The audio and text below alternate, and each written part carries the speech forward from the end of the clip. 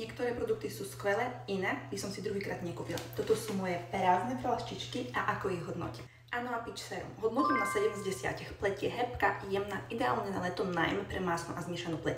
Ja som používala toto serum cez zimu a mne bolo málo hydratácie.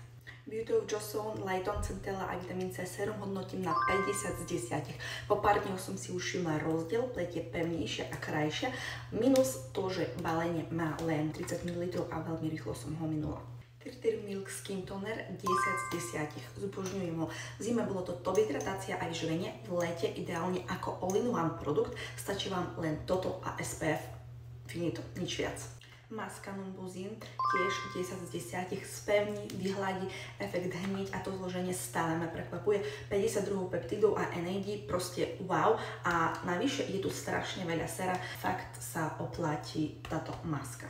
Anoa Rice Milk Toner hodnotím na 5 z 10. Ako toner mi nesadol, ale pridala som si do takéto nadobky a funguje mi to ako jemná hmla počas dňa. Takže ako hmla, fajn, ako toner za mňa nič viac.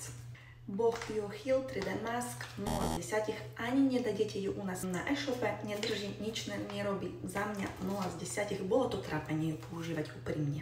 Heimish Mascara, môj favorit, ja už neviem ktoré video, 100 z 10, vždy ju hodnotím na top a momentálne je na mne od 7 ráno, teraz je 10 večera, stále sa drží, neotlačia sa, zmýva sa len teplou vodou, čiže najlepšia riasenka za mňa ever. Ak vás niektorý z výrobkov zaujal, komentujte favorit a pošleme vám odkazy na výrobky.